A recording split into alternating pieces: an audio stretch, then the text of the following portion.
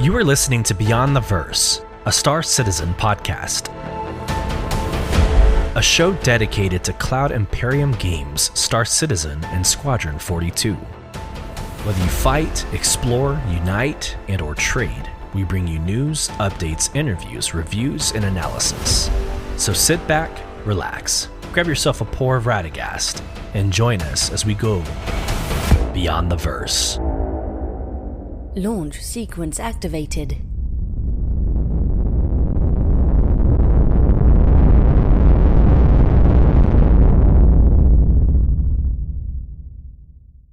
Hello, friends, and welcome to Beyond the Verse Star Citizen podcast. I'm your host, Solus, and welcome to week 28, episode 65. This one's going to be a doozy. We're covering 2 weeks worth of news, reviews, analysis, because last week we took off for Independence Day. So we've got all of week 27 and all of week 28 to go through quickly, and I'm going to try to be fast here. We've got Jump Town to cover. We have the subscriber flare, the July subscriber promotions to go through. We've got the Star Citizen monthly report. We have the Inside Star Citizen server meshing, the dev diary.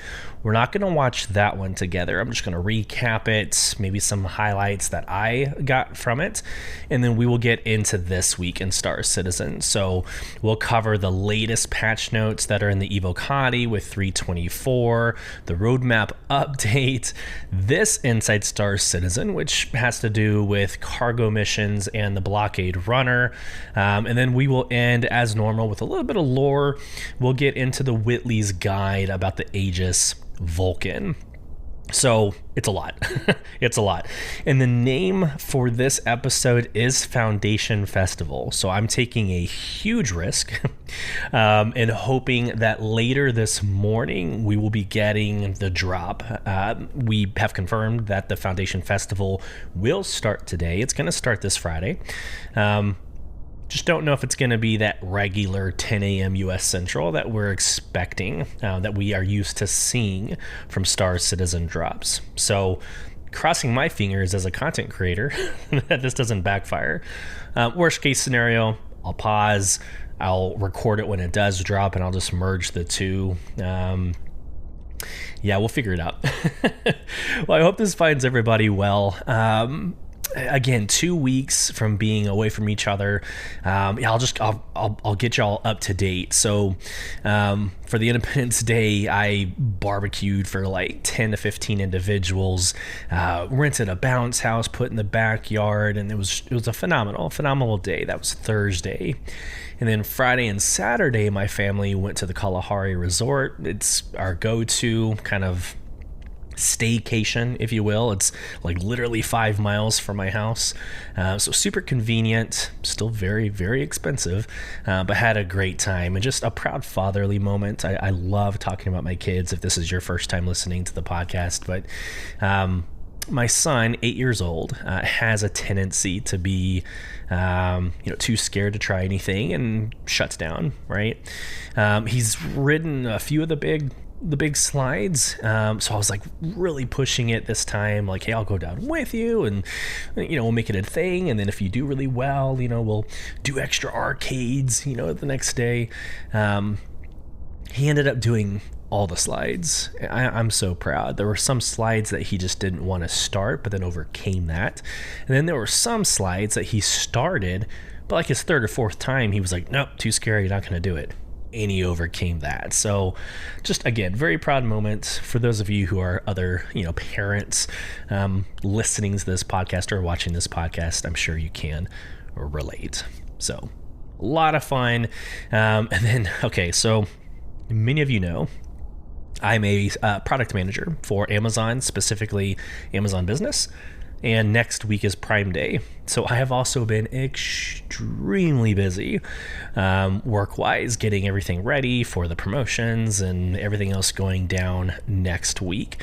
So this has just been chaos since last week. So I absolutely needed to take off. I hope you all forgive me. we'll talk more about Prime Day, and we'll talk more about that later. Kind of along the same lines, and I'll transition this into actual gaming conversation. Along the same lines, I think I might have told y'all that I ended up getting 2 more sticks of memory, of RAM for my PC. So I'm full kitted at 64 gigabytes. It's awesome. Saw a little bit of improvement when playing Star Citizen, but my 4070 Super came in.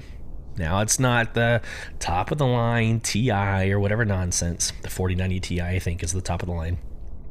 It's nothing like that. And I know next year the 50 series is coming out, but it is night and day. Going from a 2080 to a 4070 Super, I mean, it is incredible. Did y'all know that there are volumetric clouds in Star Citizen? I say that tongue in cheek, but with my 2080, I had to turn all that crap off. I turned it off. I wasn't even using the image upscaling. Wasn't even doing any of that. And now I've got everything firing on all cylinders, and it is a phenomenal experience. So blessed there. For those of you, again, listening, are part of Supervision. It's been quite the journey. So anyways, so there you go. Caught you up on my personal life. It was only 1 week that we missed out on.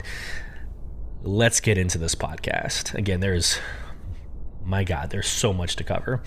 Okay, so first and foremost, again, the first podcast of each month, we recap our performance from the month prior. So sharing my screen for those of you on YouTube, this was the June monthly show review. And again, this is more about you than it is about me.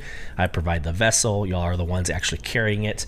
So here we go. In 64 episodes, in 15 bonus Org Night episodes, we have reached 67 countries, listening in 29.4 thousand plays and watching 37.9 thousand hours. And then I've started to include our Supervision in-game organization numbers. We grew to 146 Discord members and 78 Spectrum members. So for the infographic, you can see here, let me click on this, make it pretty and big. It's great. I mean, we've grown so much. And we are about a year and a half, year and 3 months, like a year and a quarter. We're like a year and a quarter worth of being live, recording podcasts, and our numbers are great. And I want to thank everybody, Conif Jorn, the Astropub, Blasphemous, Authentic Young, Star Jump, Galactica, Space Tomato, for being special guests on the show, and of course all you listeners who contribute on a weekly and monthly basis. This is, again, more about you. Just wanted to celebrate, as I do every single month whenever we have this time. All right, to the community, or from the community. Here we go. Incoming message.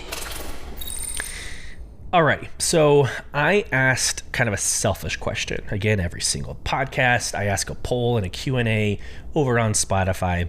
And my poll for last episode, again, was a little selfish. I wanted to know about the podcast specifically, and if the ads at the beginning of the podcast apply to your specific interests. So it used to be host read ads where I was able to voice over something, add my own little twist to it, or maybe make it pertinent to you, throw a Star Citizen twist in it. And they got rid of host read ads.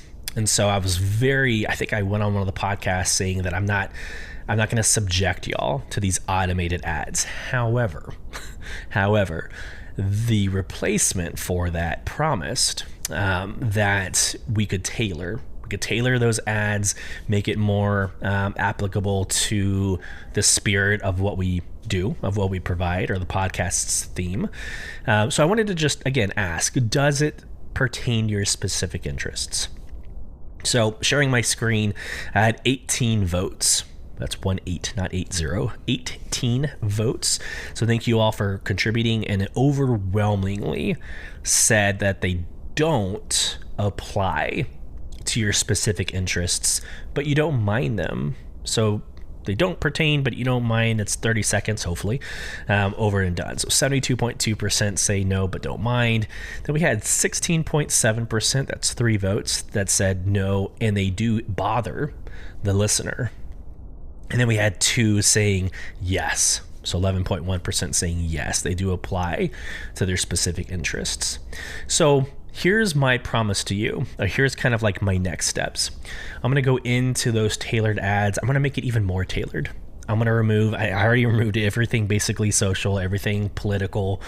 I'm going to go ahead and remove all the other stuff, right? Most of it. I'm going to leave up leisure and gaming and some other categories. But I'm going to keep it going because it is helping keep the lights on. It is helping fund a lot of the, let's see here, the necessities to have a good product for you. There's some ongoing software that I keep up to date with. And obviously I'm saving up to replace the Go XLR. So this is all important, right? So thank you so much for the feedback. I will adjust. I will always adjust when I get feedback. So there you go. Again, thank you so much. Let's go over to the comments. So I asked the question. Ooh. Where is the question? I'm going to refresh the screen, and then if it doesn't work, I'm going to show y'all what I'm looking at.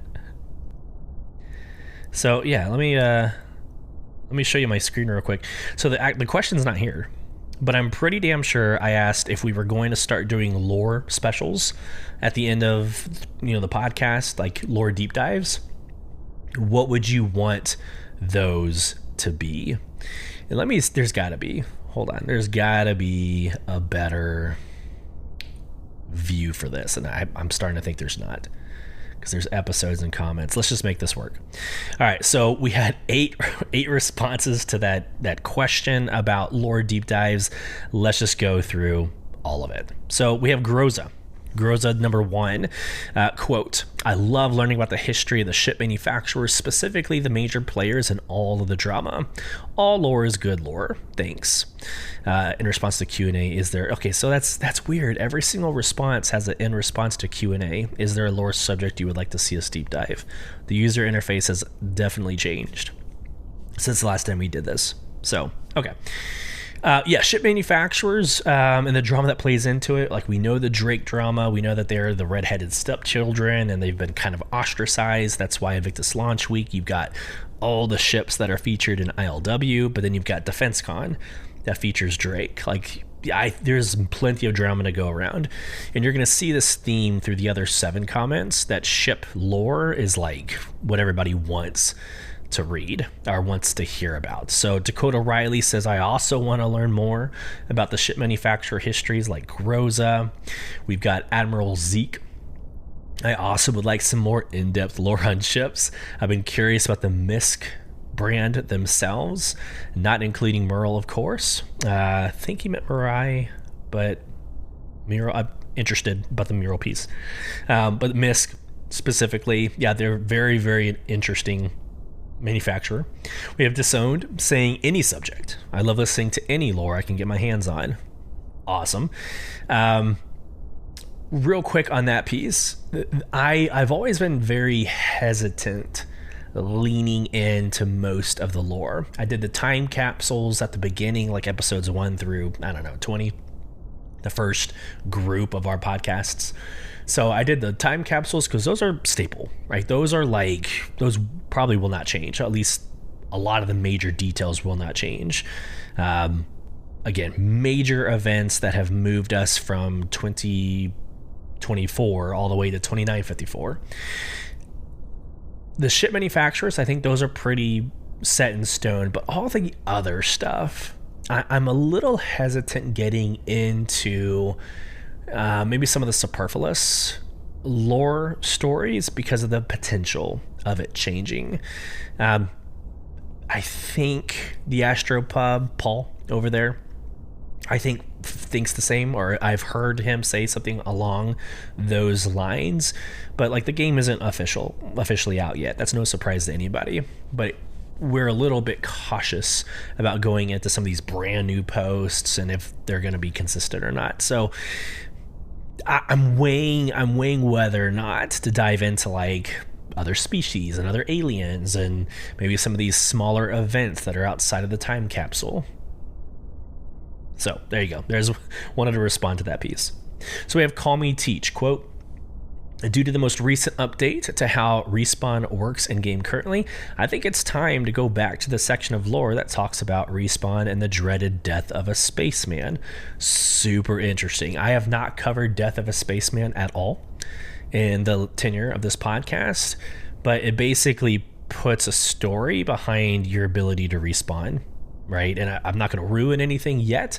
It does deserve its own deep dive, and maybe that's actually the first one that I do, because the ship manufacturer runs will take some time. Death of a Spaceman is pretty straightforward, so I'm very much considering that as the next.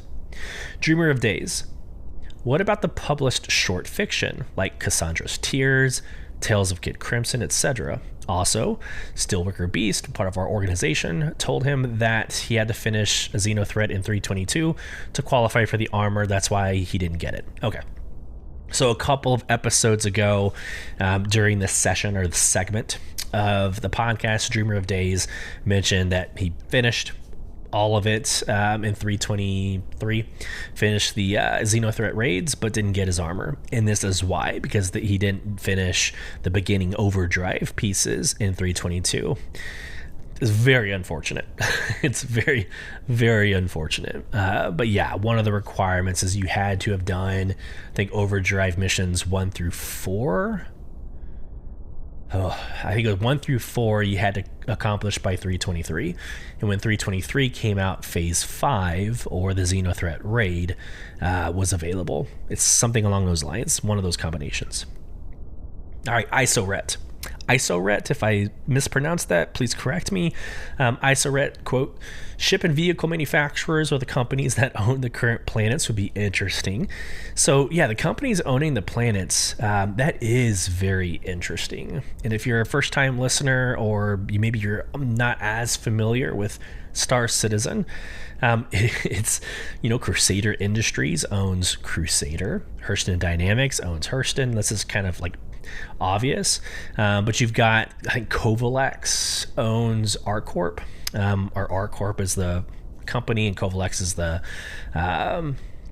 business side of things. Again, very much needed to have a deep dive, but it is super interesting that these major corporations came out of Terra, or the Earth system, purchased these planets. Like, that's crazy. It'd be like Amazon buying a planet and Tesla buying a planet to a new system. Like, that's just crazy to think about. But that is exactly what happened in Stanton. So I think that also is worth its own deep dive as well.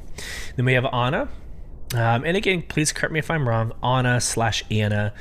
Is it a soft A or hard A? But the lore of Microtech, or maybe why ships would in lore exist before they exist in game.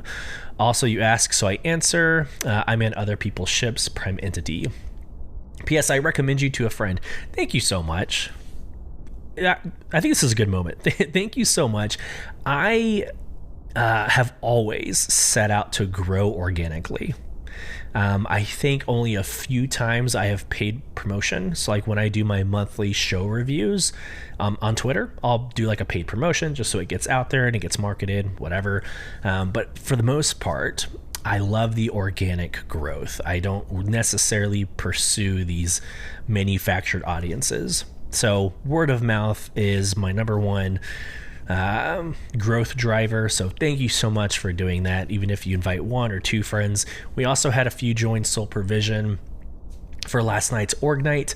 That was friends through friends, and we had a great time doing the Vaughn missions, which we can get to here in a second when we go through Jumptown. So but yeah, so thank you so much. But the ships that exist in lore before they exist in the game, I would actually not argue, because we're not debating anything, but I would actually share that like all the games that are in lore exist in the development. So they're being developed, whether they're in white box phase, gray box phase, outside of like the Retribution, outside of these massive ones that CIG come out and said we will not produce and put in game, flyable for the players anyways. Most that I'm familiar with most, if not all, of the ships mentioned are being developed at this current time. There's a couple discrepancies, like with the alien ships. There's made mention of certain hulls or certain designs that I haven't read anything about development, so maybe that is the outlier. But yeah, I think it goes like development, and as they're being developed, the lore team will write a narrative about it, or at least include it into the narrative, and then we will see it kind of socialized when it gets into the white box phase and gray box and black box. So my first little crack at answering that question. And that's it. That's it for episode 64. And again, thank you so much. I'm still kind of thinking through what this episode's Q&A and poll will be. More than likely, it's going to be based around cargo and blockade runner, because that is kind of the high mark of the Inside Star Citizen. Okay, let's get into 2 weeks ago. So this kind of ties into the beginning of 2 weeks ago, but it's also one of the polls that I asked on Twitter, and it got some pretty good engagement. So about 3.5 thousand views, almost 300 votes. But my question was the favorite gaming chair. So Monster Tech and Star Citizen partnered up and created ship manufacturer gaming chairs. So imagine like the chair that you see behind me, a Secret Lab. Imagine a gaming chair, but the stitching and the design is like RSI. I think the other two, I have them pulled up here. Yep, yes, you have an RSI, you got the Aegis and the Mirai. Good looking ships. I mean, I think that might be actually Anvil. I don't know why, for some reason, I'm having Anvil. There you go. So that's the Anvil, not Aegis. That's the Anvil. So RSI, Anvil, and Mirai. So they created those ships. Well, let me just show you. I'm already on the article. They created these chairs, and they look good. They look comfortable. They look like they are designed to have like sticks and throttles and things attached to it. You can see the gap between the legs. I mean, it looks like a good build. I have never sat in or even have seen Monster Tech chairs, but this was a conversation that started, and on Twitter, outside of the poll, I even contributed to basically my thoughts on gaming chairs. For the most part, gaming chairs are very uncomfortable. I have only found one comfortable, and it's the one I'm in now, the Secret Labs. And so my question for everybody was, your favorite gaming chair. So of the main brands, and what I consider main, I went on to IGN.com, went to their 2024 top gaming chairs, and chose the 4 brands that were mentioned. Well, the 3 brands that were mentioned plus Monster Tech. And so Monster Tech, Secret Lab, and a seat. Onda and a seat. Never even heard of them before. And then other, comment below. So this was pretty telling. Again, almost 300 votes. We had 46.5% say Secret Lab. They agree with me. Secret Lab is super awesome and comfortable. I recommend Secret Lab. So good. Right behind that is 38.7% for other, comment below. And then we have 12.8% Monster Tech, and then 2% voted for the Anda seat or Onda seat.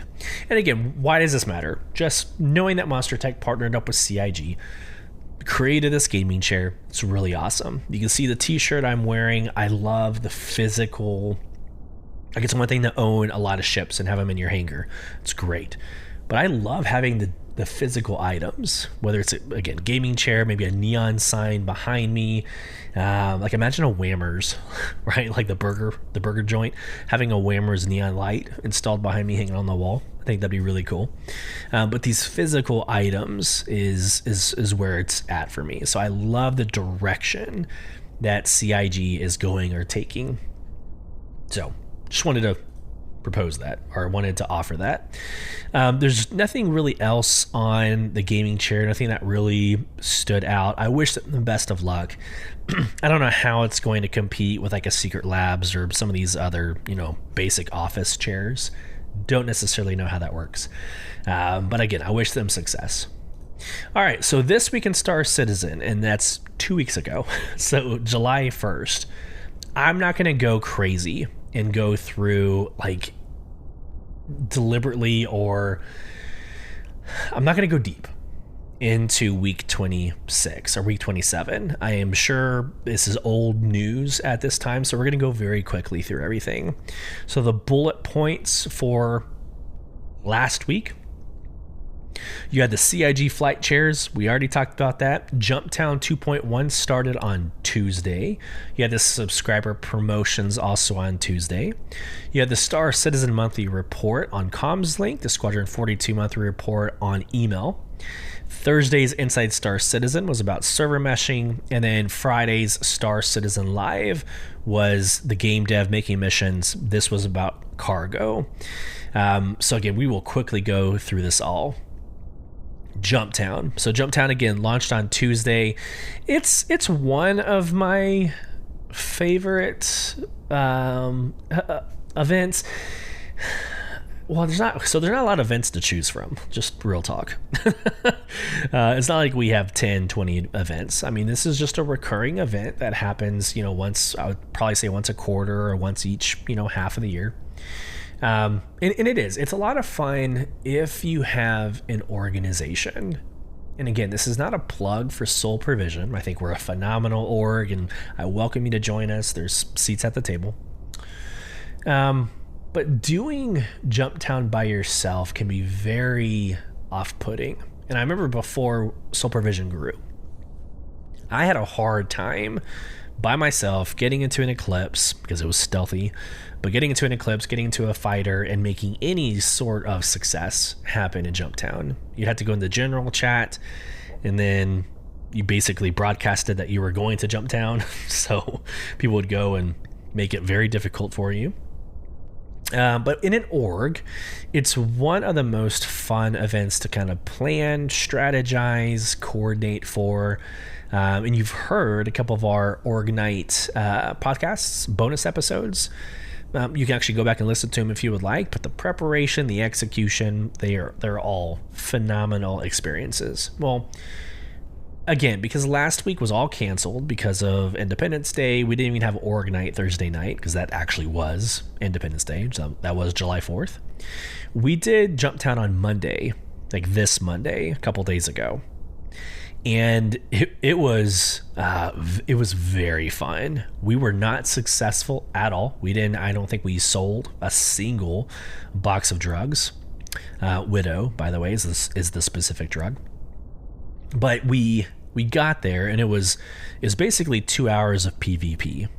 It was 2 hours of, I would say shit talking, but it was good. It was all in good spirit. We were getting on, and this is how Sole Provision conducts ourselves. We get on global chat, and we tease like, oh, you shouldn't be coming to Jumptown when Sole Provision's here. Like, we're talking crap, but it's also out of good fun, and we made some friends, right?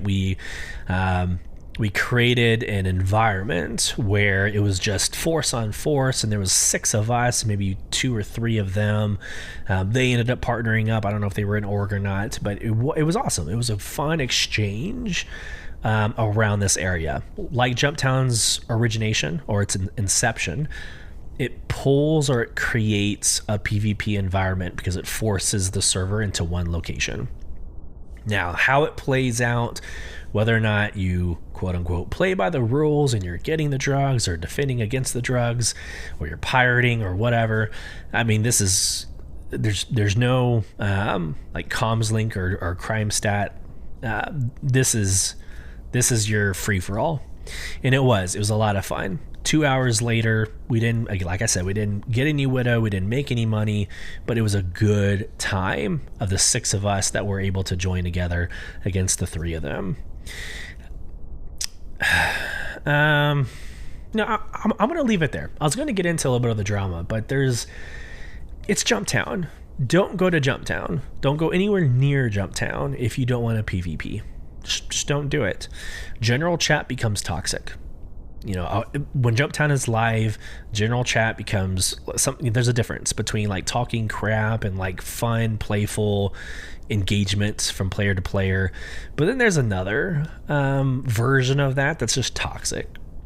It's toxic, it becomes personal. It's too much. So I personally have general chat open. I usually have it closed, but I have it open during Jumptown because it's intel. It's a form of intel where I can see the chatter and I can make calls for the org whenever it's necessary. But man, it is a toxic time to be reading Keyboard Warriors. So anyways, Jumptown I think at this point is over. I think it ended yesterday on Thursday.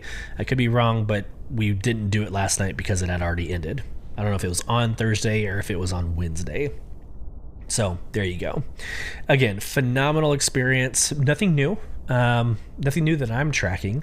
No new features. I'm pretty sure there weren't any new locations. This is still Jumptown 2.1. So you've heard us brief it. You've heard us talk about it on this podcast.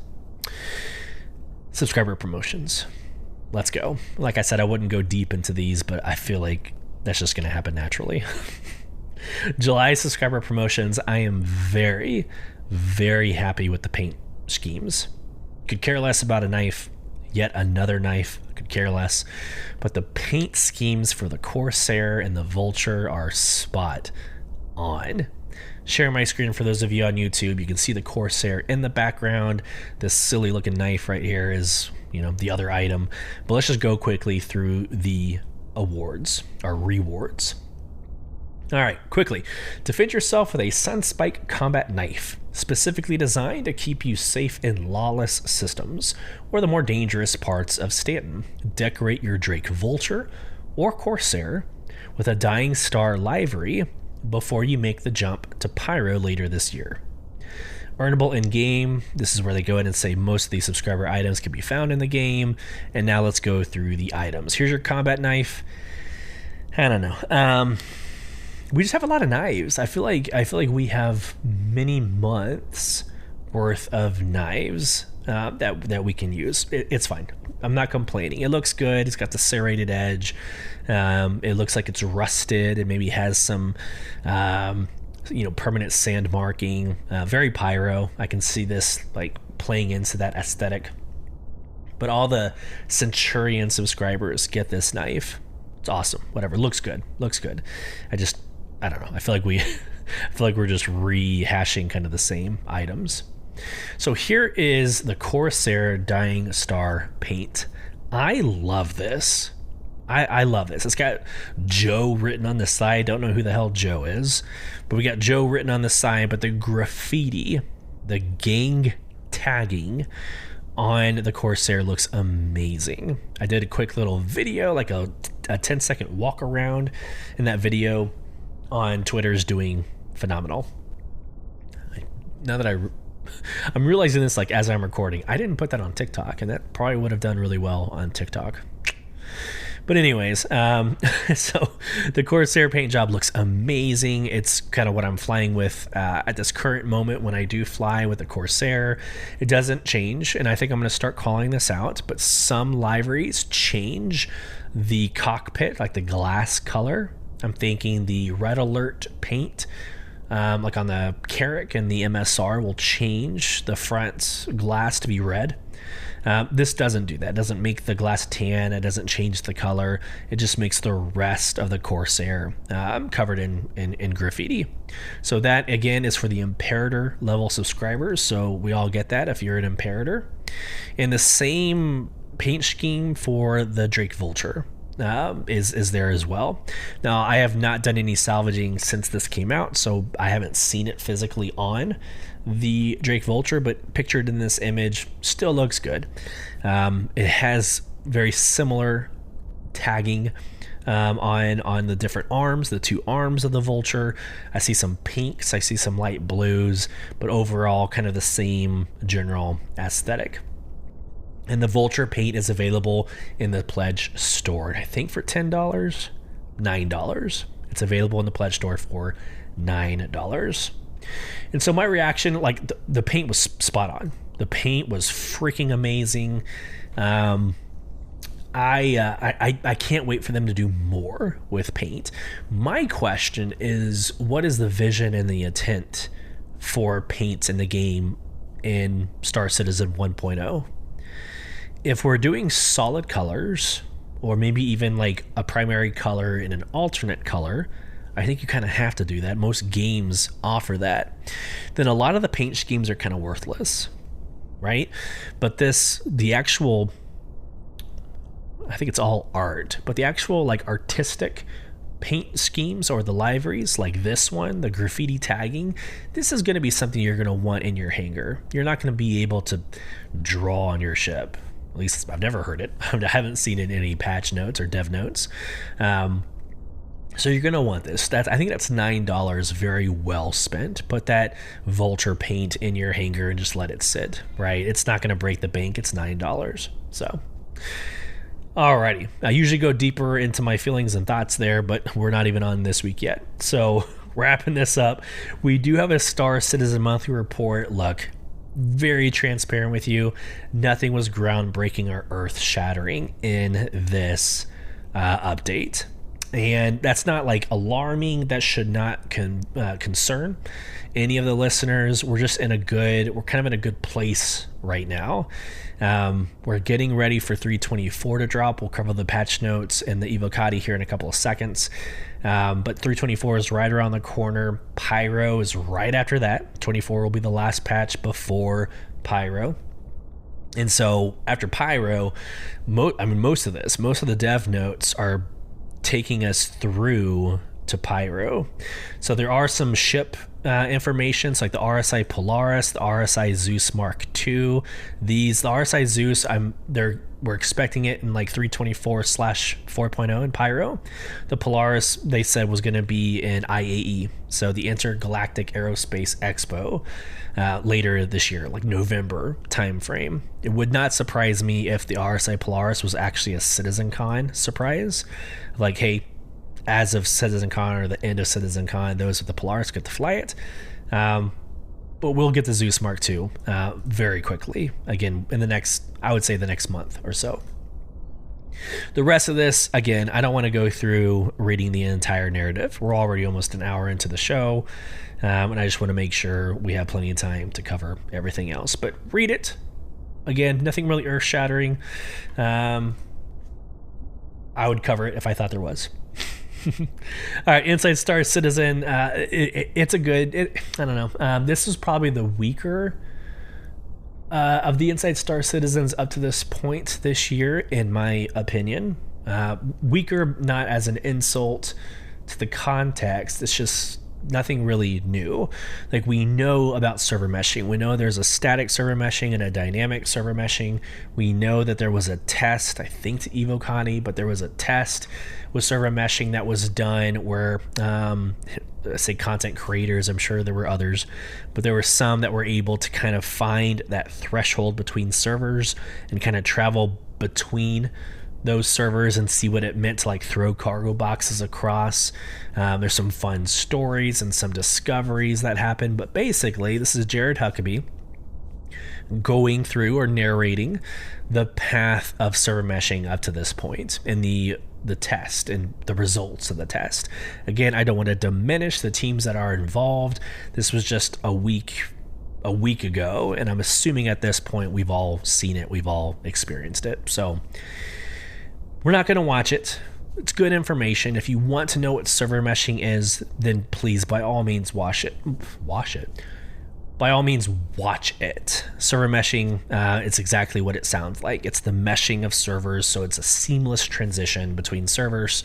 I mean, it's not a load screen or something that is game-breaking or immersion-breaking. That's it in a nutshell. Dynamic server meshing tied in with replication layer splitting and all the persistent entity, that whole pillar, or those pillars of technology together combined, is something that other games are not doing, can't do. Server meshing is not new. Other games are doing server meshing, so we'll cross that bridge when we get there. I'm sure when Pyro comes out, we'll talk about it. All right, we are finally It's 9:04 a.m. U.S. Central. We are finally in this week in Star Citizen. Happy Monday, everyone. All right, let's do this. Alpha 324 Evocati testing is underway, and we're making significant strides toward the highly anticipated cargo-themed patch.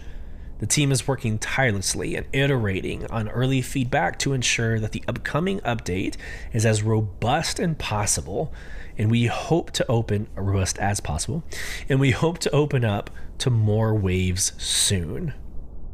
Break. I was kind of hoping that the PTU Wave 1 would be today, but with the launch of the Foundation Festival, highly unlikely. Back to the article. Last week, Inside Star Citizen broke down our recent server meshing tests, covering the recent milestones and development. We also saw the return of the Jumptown Global event. You have until Wednesday. There you go. You have until Wednesday to test the waters and answer the age-old question, is Jumptown safe? And in case you missed it, we unveiled our collaboration with Monster Tech Sim on a special Star Citizen branded flight chairs series. Themed after RSI, Anvil, and Mirai, these chairs are available now. July is shaping up to be another happening month as we gear up for our Foundation Festival 2954, which commences this Friday, which while we're here, I'm going to reload. Nope, it's not ready yet. All right. Goodness. The event. This event is a celebration of the truly welcoming and inclusive nature of our community, where experienced players, enriched with knowledge and insights from their past adventures, are always ready to share their wisdom with newcomers. Whether you're a seasoned veteran or just starting out in the verse, Foundation Festival offers something for everyone. So get ready for the upcoming festivities. The bullet points. Tuesday was a lore post with the Whitley's Guide Aegis Vulcan. Wednesday, roadmap update and roundup, which were not comlink, like not on this website, but they are available in Spectrum. We'll go through that. And then we have the June Squadron 42 monthly report with the Inside Star Citizen. And then we have Star Citizen Live happening right after this podcast. So there you go. Specifically about the Star Citizen Live. So I think this was, I don't want to lie to you. Hold on. So let's go to general. I'll share my screen in just a second. Looking for questions, making mission 2. This was 11 days ago. Oh, was this the Star Citizen that was postponed? July 1st. One of these Star Citizens was postponed, and I don't know if it was last Friday, now that I think about it. I'm having this like epiphany on podcast, and it's always embarrassing, but if I'm not mistaken, last week Star Citizen Live was pushed out to this one. Regardless, this is 11 days ago, so on July 1st, they pushed out a Looking for Questions, which is usually what they do in preparation for the Star Citizen Live Ask the Community, and this is making missions 11-2, but where Jorrit and Nick return to play the new cargo missions they created on last week's show. So last week's show, again, I think was 2 weeks ago. We're just going to drop it here. There is a Star Citizen Live happening right after the show. I'm pretty damn sure it is cargo missions. But at the same time, I also don't see anything about last week's episode on Spectrum.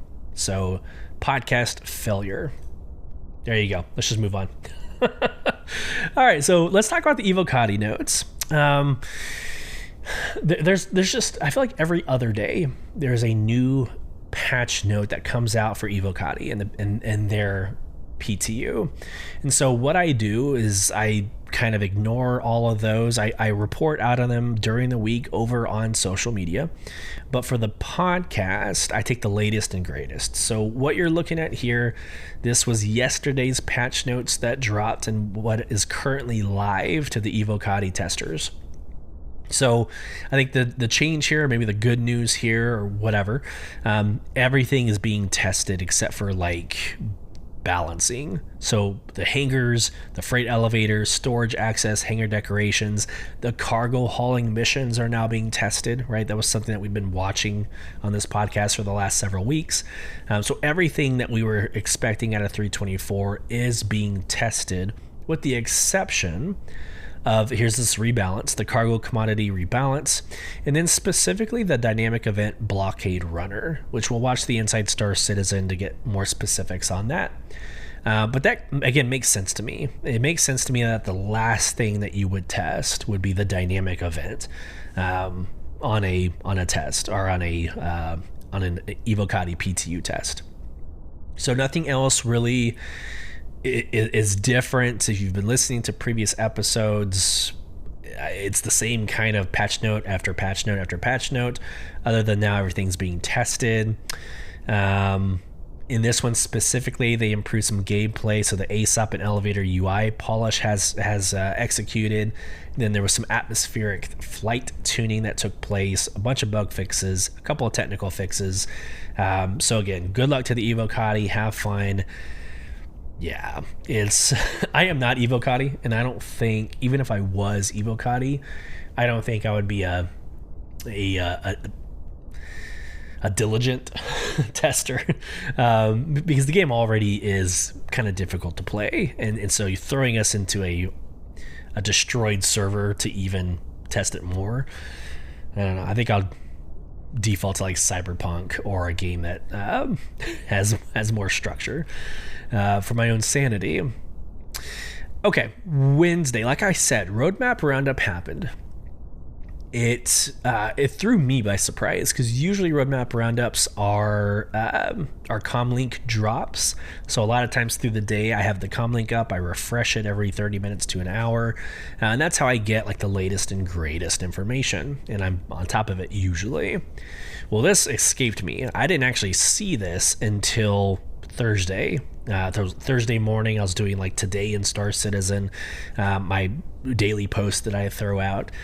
And this was something I discovered. I was like, oh, crap. Well, on Wednesday, there was a roadmap roundup. Just it was hard to find. It was buried in Spectrum. So let me share it for those of you on YouTube. My assumption is because there's nothing new. There's nothing new, so why drop a comm link about it? But Jake Acapella, or Jake Bradley, one of the community managers, posted this. Again, there's nothing new. And he even reiterates it, that there's nothing new. But let's just read through it real quick, and then we'll talk about it. So happy Wednesday, everyone. Every 2 weeks, we accompany the roadmap update with a brief explanatory note to give you insight into the decision-making that led to any changes. This is part of an effort to make our communications more transparent, more specific, and more insightful for all of you who help make Star Citizen and Squadron 42 possible. Well, we don't have a release view update today, which is probably why it's not on Comlink. It's a reminder. It means things are progressing as planned, displayed on the roadmap. We do want to address the lack of updates to the progress tracker. We're eager to update this view so you can see the extensive tasks our teams are working on. With the big push to release 4.0 and Squadron 42 reaching its feature complete milestone, our resources have had to shift around as new needs arise at an increased frequency than in the past. This created a significant challenge in maintaining the progress tracker. The team is working to push Squadron 42 toward the finish line while balancing this with ensuring Star Citizen receives new features, content, and updates. At this stage of development, especially with such a big focus on Squadron 42's polish, developers or even entire teams may need to shift focus quickly when necessary work presents itself. This dynamic approach is different from our usual internal flow and has required a bit more flexibility and nimble nature. Despite this, our production team has a plan to update the progress tracker very soon. Trademark. They are currently working on populating the roadmap to better represent our global workload, starting with content being worked on through the end of 2024 and then soon after into 2025. Once the update to Progress Tracker is ready, we'll mention it ahead of time in a This Week in Star Citizen schedule post preceding the publish. We sincerely appreciate your patience and understanding.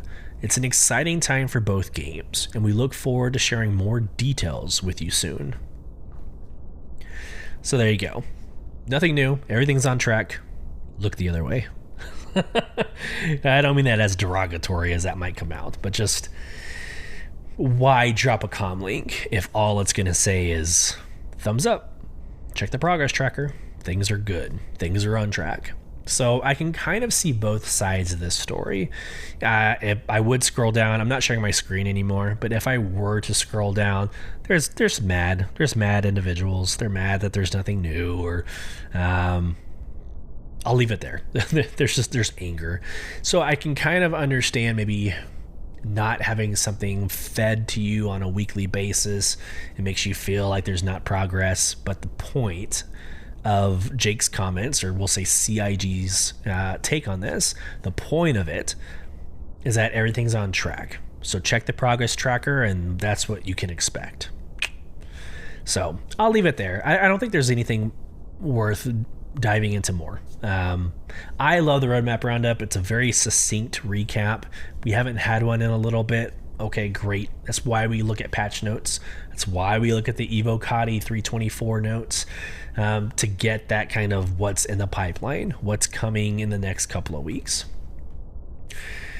And with that, we are now at 2 more articles before we check one last time in the comm link to see if the Foundation Festival drops. So we will be going to Inside Star Citizen. We'll watch it together, and this is huge.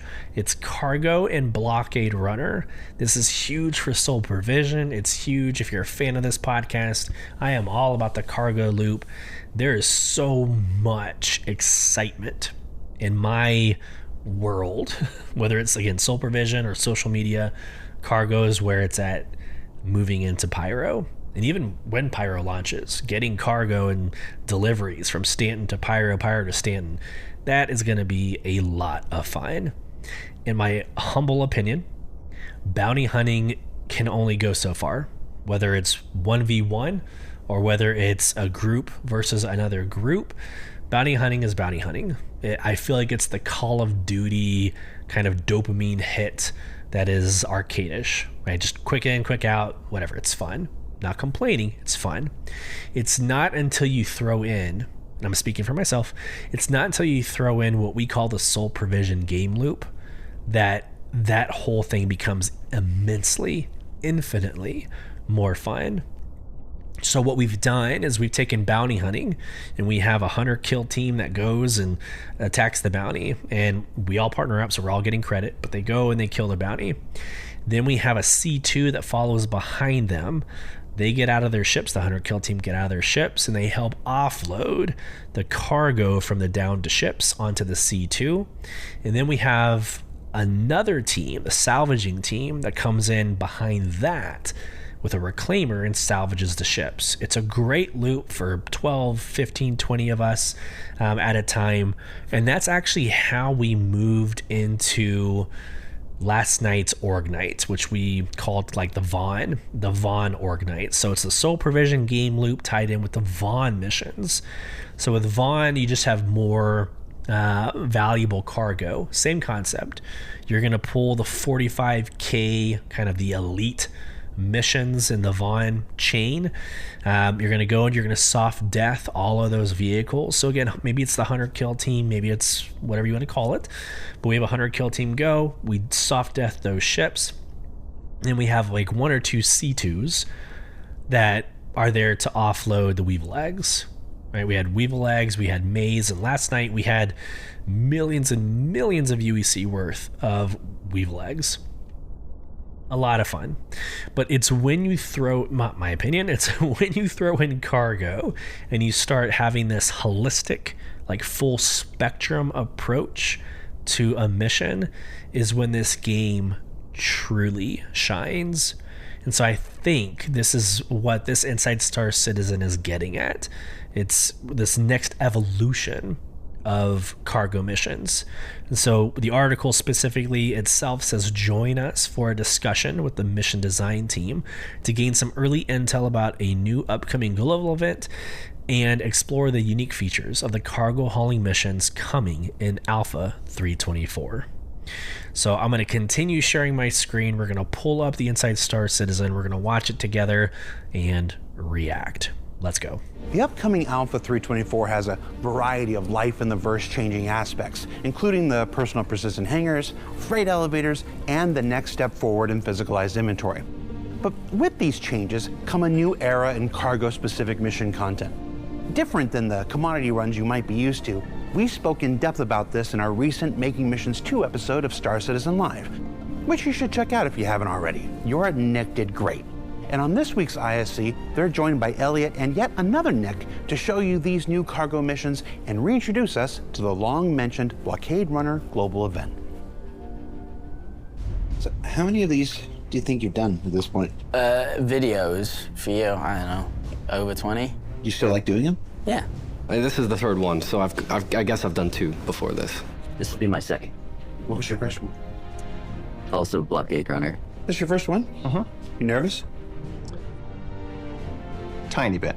They got easier or harder? Easier. When I first started, I was focused too much on the camera, and that was making me think too much. When there's a camera pointed at you, it's still a little bit different than just speaking to people, but... I've tried to look at you or thought that the camera was someone. It made it easier because it felt like I was just talking to someone instead of looking at a machine trying to be perfect. So you stopped trying to be perfect? Yeah, pretty much. I'm just like, yeah. That should have been easy for you. Until the current event, this sector has been resolved. Civilians are advised to avoid engaging in space travel.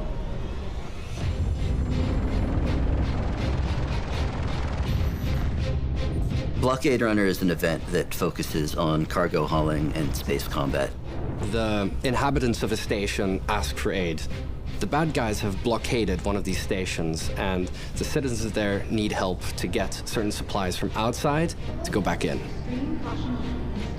The idea with it is that you would have someone who flies a cargo ship and loads up full of cargo, and then have a bunch of escort ships that help fight them. However, the way they now have to get the cargo means they have to actually go and extract it from pirates who have taken it from the station. We wanted to make a cargo-based event because a lot of our current events are really heavy on combat. And cargo's been kind of underutilized on the global event scene, and we thought it would be fun to work that into our usual design.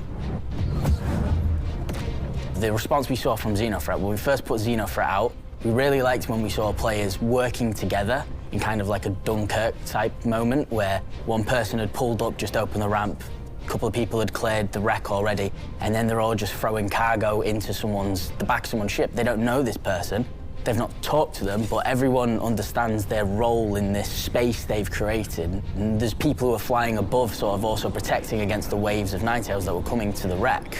And it was just this beautiful mix of people who just all kind of knew exactly what role they fit into and asked no questions and just got the job done. We wanted to recreate that feeling in its own event. So the flow of Blockade Runner is when you start the mission, you will receive marker points of potential sites where a pirate could be that has stolen cargo from the station that's requesting its return. A hostile enemy force has attacked one of the LEOs throughout Stanton, and they've stolen a great deal of Zeta Prolanide from it. This Zeta Prolanide's been shipped out, it's being carried away, and the remainder of the enemy force has stayed behind, surrounding the LEO in a blockade. It's up to players of the verse to chase down these enemy ships that contain the stolen material, defeat them in combat, reclaim the material. Either via the use of distortion weapons to make sure you get every piece of cargo that's on board the ship, or via killing it and maybe getting less, but you run less of the risk of dying yourself. Once they do recover the stolen material from the ships scattered throughout space, they'll have to make their way past the blockade and return it to the LEO. There will be ships flying around that you have to actually disable while trying to land, or else you could lose all of your cargo. Either way, their goal is to land safely at the LEO with the stolen material on. And once they have that, they get to use our fancy new cargo elevator mechanic to return the stolen cargo to the station. The reward for blockade is based off of participation. There will be, similar to Xenothreat, there'll be a bar that fills up with contribution, and every time that bar kind of ticks over, you'll get a payment, and then you'll get a big chunk at the end when all of the SCU amount of cargo has been retrieved back to the station. So to get all of the cargo, I'd recommend using distortion weapons and boarding the ship. This way you can ensure that you get everything out of the cargo hold, whereas if you do it the other way, you know, you go from this 100% sort of loot to maybe 30%. There's going to be a big difference to encourage a different type of gameplay that players aren't really used to playing in our game. I think a lot of the game loops in our game are a bit drawn out, and I like to think that you can get into the action pretty quick with this, and it's a relatively tight game loop, all things considering. I hope people will be able to jump in and out of it as they see fit and have a good time. In addition to Blockade Runner, we're also... Yeah, so, I didn't pause it at all in that first section, the first 5 minutes and 30 seconds. They do a really good job kind of explaining, obviously, it's their product, it's their baby. But they do a really good job explaining everything. Everything I could relate it to, they already did. This is Xenothreat. This is what we loved about the later stages of Xenothreat. Again, a holistic, maybe full spectrum slice of what Star Citizen is, utilizing the new freight elevators.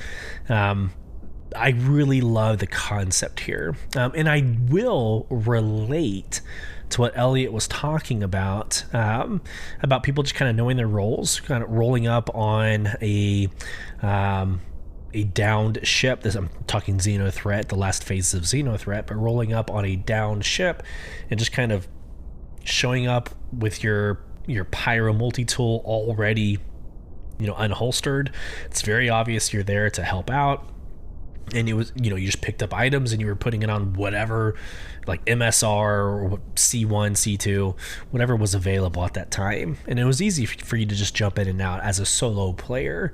But I also, what I think maybe they missed an opportunity talking about was maybe the org impact. Right? They did mention you'd probably have like a cargo ship accompanied by an escort. I mean, let's lean into that a little bit more. What does it mean for 12 to 20 individuals in an org to get together? Do you show up in a Hammerhead fully staffed, or is it better to have multiple onesie twosie ships?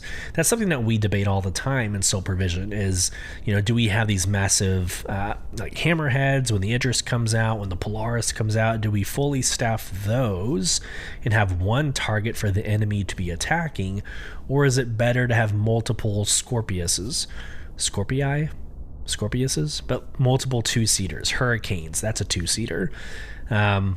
It's this ongoing debate. So like last night's org night, we just had a bunch of onesie twosies, and it was fun. We had 6, 7, 8, ships on our side, flying around and doing this Vaughn mission set. And I feel like that's better because it distracts the enemy. It takes the enemy away. But this is something that your org is going to have to decide between.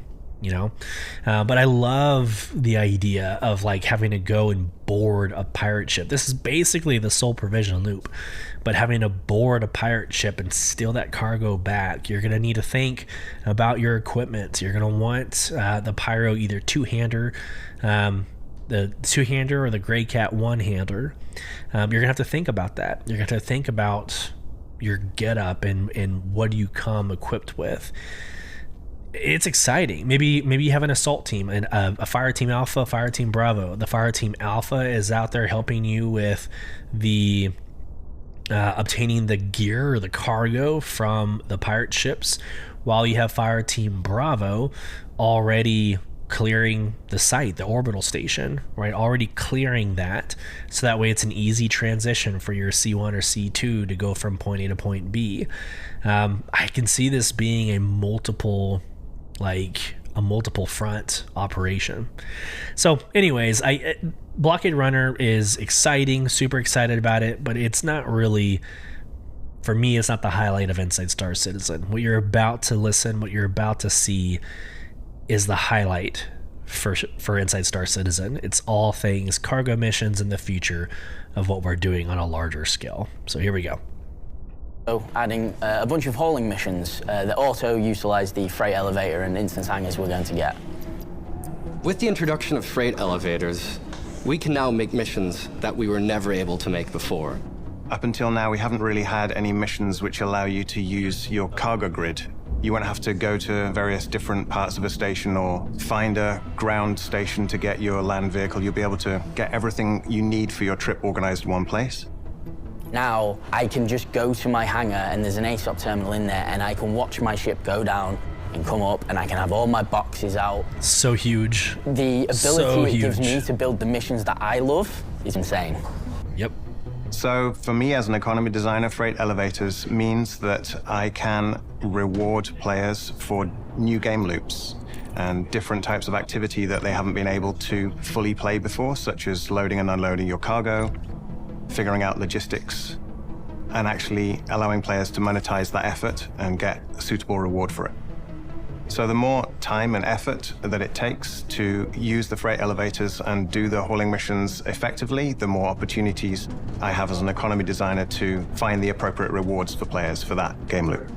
And I don't want to see any Reddit threads on the rewards for these missions, because at the time of filming, we're still weeks away. That means the numbers you see in this episode aren't the real numbers. Don't go to Reddit. Give this guy a break. They'll be real by the time the thing comes out. You might be thinking, well, we've been moving boxes for a few years now. Those delivery missions already exist. What makes cargo hauling missions so special? Well, in cargo hauling missions, we're actually allowing you to move real commodity containers with real value through the verse.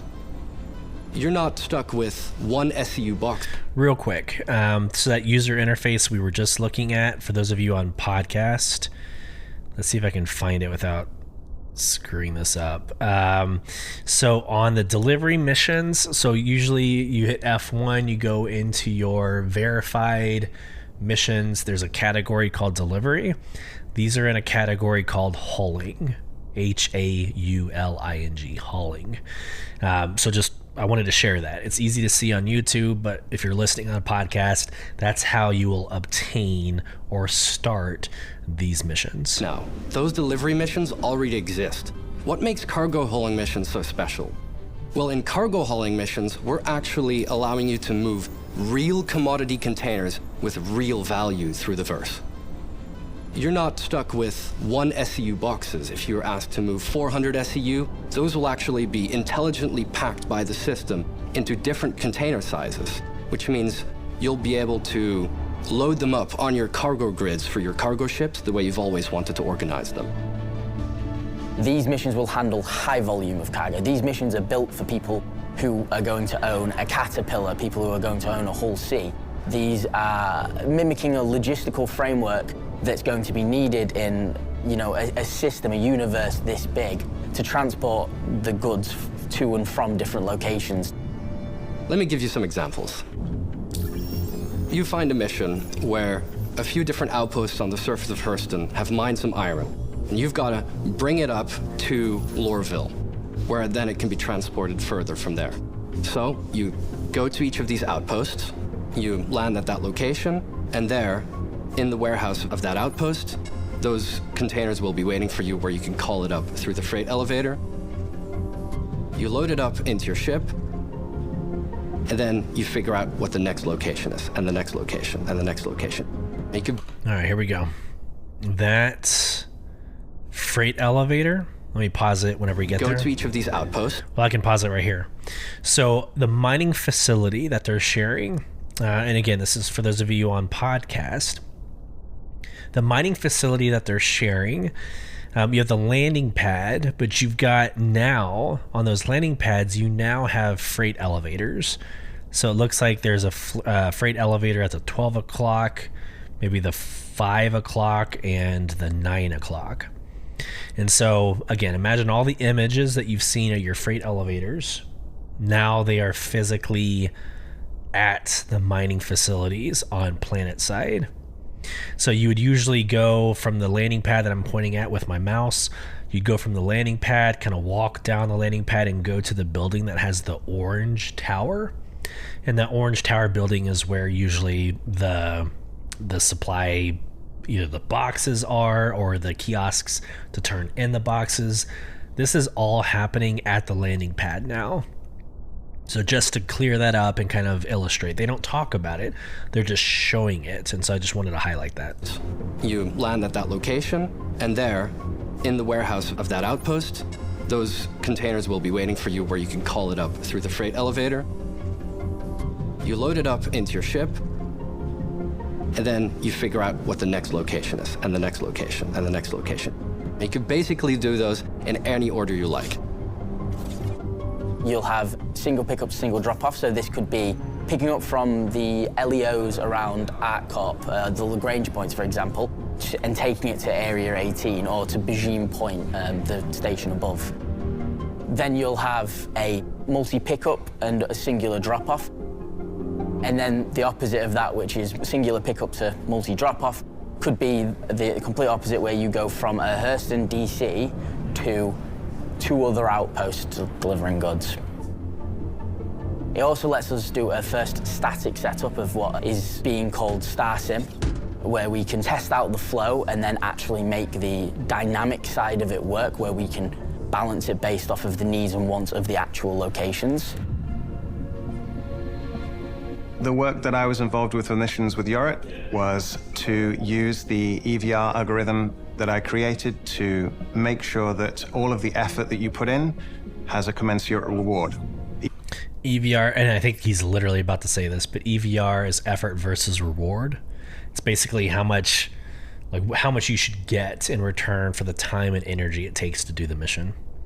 EVR stands for effort versus reward. The EVR algorithm is a general balancing algorithm we've developed that takes into account the time and the difficulty of what you're doing, and it gives you a reward that is appropriate for that. So if you do something that takes a long time but isn't very difficult, or if you do something that takes a short time but is very difficult, you're going to get appropriately rewarded. So obviously, this kind of thing, effort and reward, isn't a new concept. It's been around since the beginning of computer games. But as the economy team moves forwards and we work on all of the exciting new features that are coming out, we're really happy to be able to bring this kind of coherent approach to the entire game economy. In the end, cargo hauling missions aren't about how good you are at shooting the bad guys. It's about figuring out which hauls the universe needs. And ultimately, it's about having fun delivering some boxes. Thanks for watching, everybody. So what did we learn this week? Well, hopefully that the cargo missions aim to provide a more involved and deliberate experience than the commodity ones you might be used to. That the blockade runner will benefit from boarding tactics more than simply just blowing things up. And that while your everyday life in the verse certainly changes in Alpha 324, it will continue to evolve in the subsequent 4.0 and beyond. And if you'd like to learn even more about these cargo missions, you can tune in to tomorrow's Star Citizen Live, where the team will talk even more about the stuff you saw here. For Inside Star Citizen, I'm Jared Huckabee. Thanks for letting us share the people and process of game development with you. And we'll see you all here next week. Love it. So that excites me. I think a little dose of bounty hunting, mercenary missions. So first off, I put merc missions ahead of bounty hunting. Like, I love flying. Maybe you're blowing up a turret, but you land and have to physically go into the bunker. Merc missions are where it's at right now for me. I digress. I think a little bit of combat, aerial combat, a little bit of FPS, all that is great.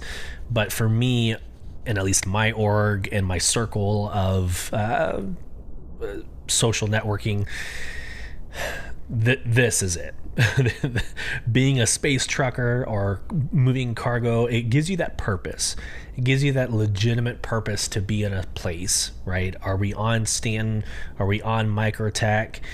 And why? Why are we going from system to system? It's very easy to just stay in Crusader. Just stay there, and that's all you do in 3.23.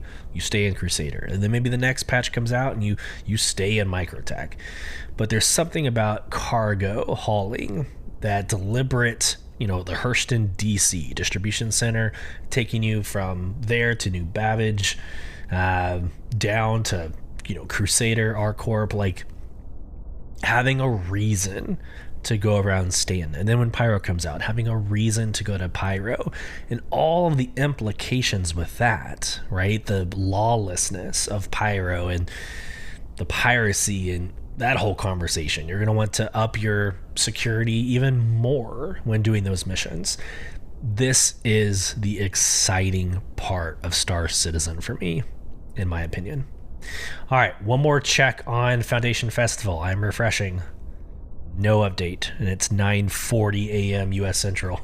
So we are going to go through the Whitley's Guide, the Vulcan. We're going to take our time and read it. It's lore, and we love our lore. So we're going to read it, and then we will check one last time for the Foundation Festival. What we'll do is I'll stop the recording. I'll wait until the Foundation Festival releases, and then I'll tack on that to the very end, like in a separate segment for the podcast. So, anywho, let's get into the Whitley's Guide Vulcan.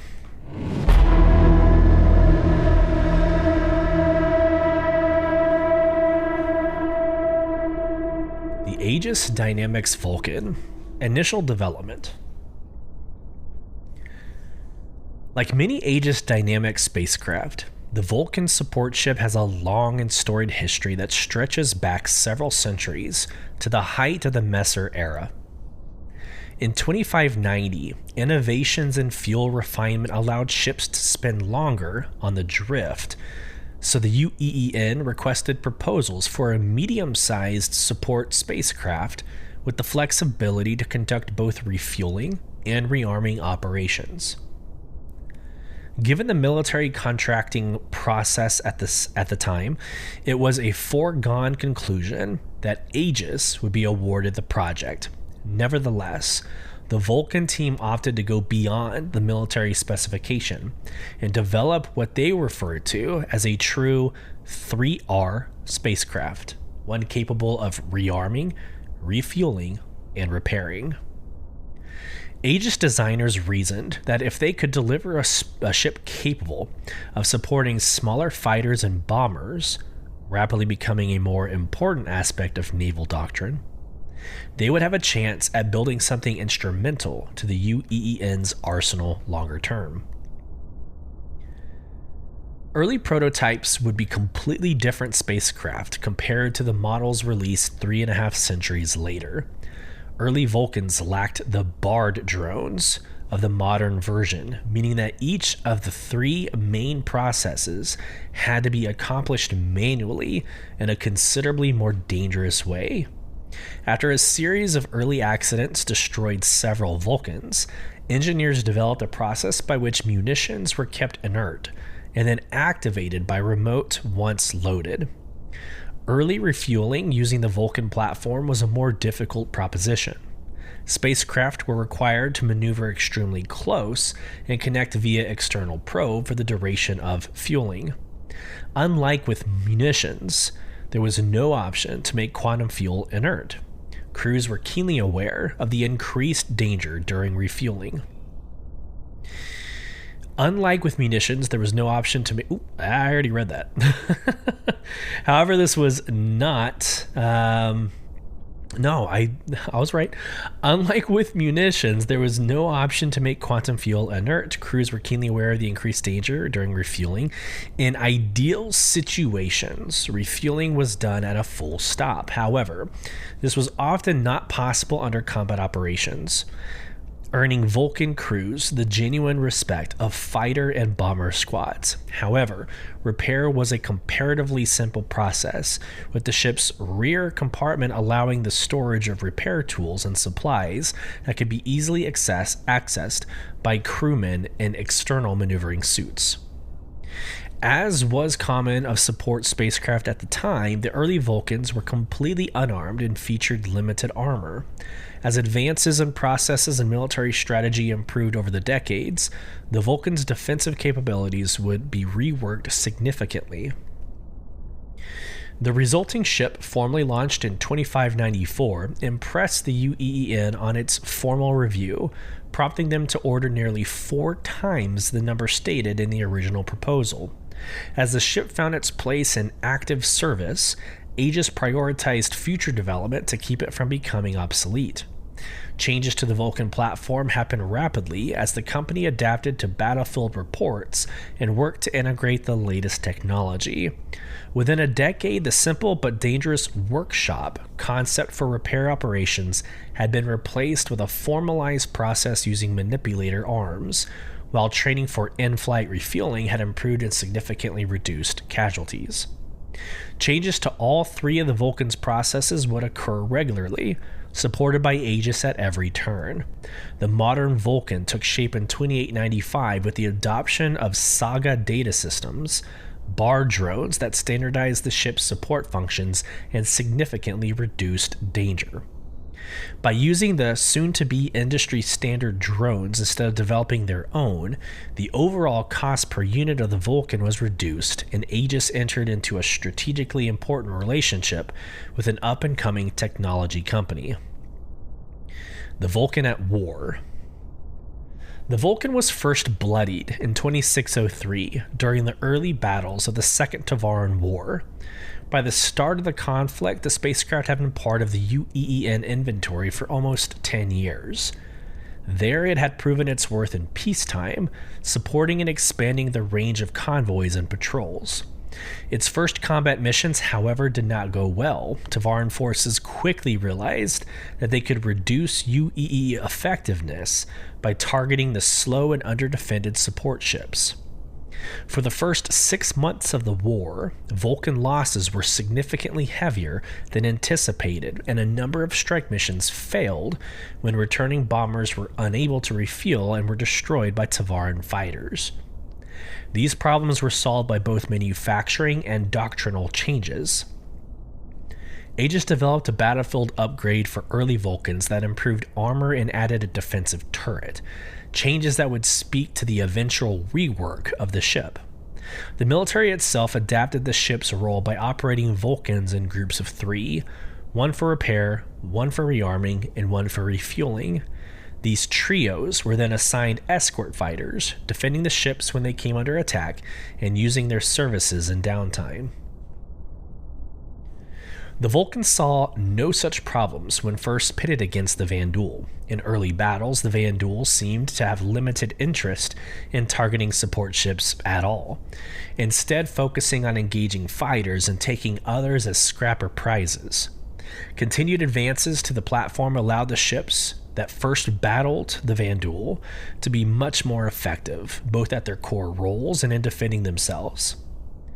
With drones improving the 3Rs, Vulcans were pressed into service in greater numbers than even before, both in their traditional roles and as fleet support, with multiple Vulcans often assigned to closely follow destroyers and cruiser squadrons.